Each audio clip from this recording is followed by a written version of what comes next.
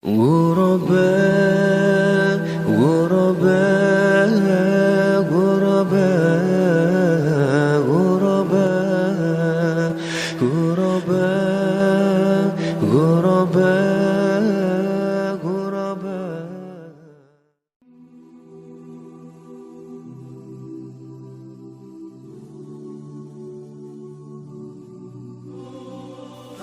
Yang keempat, membaca Al-Quran dengan penuh kesungguhan.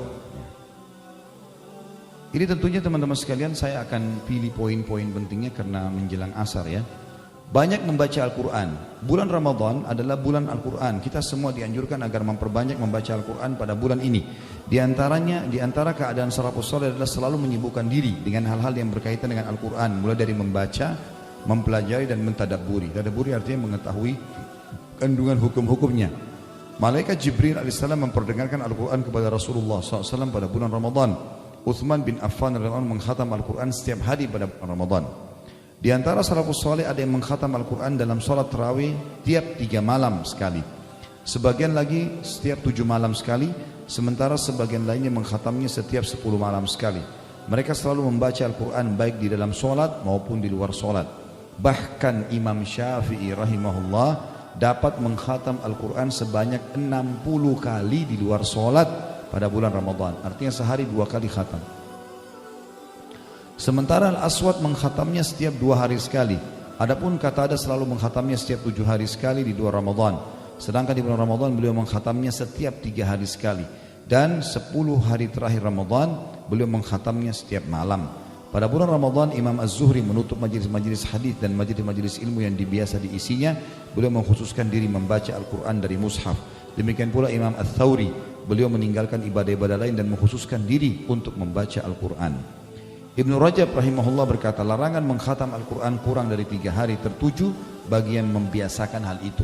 Adapun pada waktu-waktu yang utama seperti bulan Ramadan, terkhususkan lagi pada malam-malam yang diperkirakan seperti malam Lailatul Qadar atau di tempat-tempat yang utama seperti Mekah bagi selain penduduk warga Mekah atau selain warga Mekah, maka dianjurkan agar memperbanyak membaca Al-Quran supaya mendapat keutamaan pada waktu yang dan tempat tersebut. Inilah pendapat Imam Ahmad, Ishaq dan juga ulama lain. Demikian yang dapat kita saksikan dari kebiasaan mereka sebagaimana yang telah kita sebutkan tadinya. Kemudian tentu ini maaf saya langkahi poin ini, masalah menangis tak kala membaca Al-Quran ini juga termasuk anjuran ya. Tentu ini dengan cara membaca dan mengerti artinya. Dengan mengerti artinya. Saya angkat satu riwayat saja di sini. Kita lihat dalam Sahih Bukhari dikatakan Abdullah bin Mas'ud radhiyallahu anhu bahwasanya ia berkata Rasulullah SAW bersabda, bacalah Al-Quran untukku. Aku berkata, apakah aku membaca untuk anda ya Rasulullah? Sementara ia diturunkan kepada anda. Rasulullah SAW bersabda, aku senang mendengarkan dari orang lain. Maka aku pun, kata Abdullah bin Mas'ud, membaca untuk Nabi SAW surah An-Nisa hingga sampailah pada firman Allah yang berbunyi, A'udzu billahi minasyaitonir rajim, fa kaifa idza ji'na min kulli ummatin bi syahidin wa ji'na bika 'ala haula'i syahida. Bagaimana kalau hal orang-orang kafir, keadaan orang-orang kafir apabila kami mendatangkan seorang saksi atau rasul dan tiap-tiap umat dari tiap-tiap umat dan kami mendatangkan kamu hai Muhammad sebagai saksi atas mereka ya, sebagai atau untuk mereka sebagai umat, artinya umat itu akan aku ajak untuk memberikan saksi kepada mereka. Lalu beliau berkata, Nabi SAW berkata kepada Abdullah bin Mas'ud, hasbuka, cukuplah, sampai sini selesai bacaannya. Aku menoleh ke beliau, ternyata kedua mata beliau meneteskan air mata. Ini tentu teman-teman sekalian dianjurkan kita membacanya. Sebagaimana juga dalam hadis di situ ada, la yalijun nara man baka min khasyatillah, tidak akan masuk neraka orang yang menangis karena takut kepada Allah.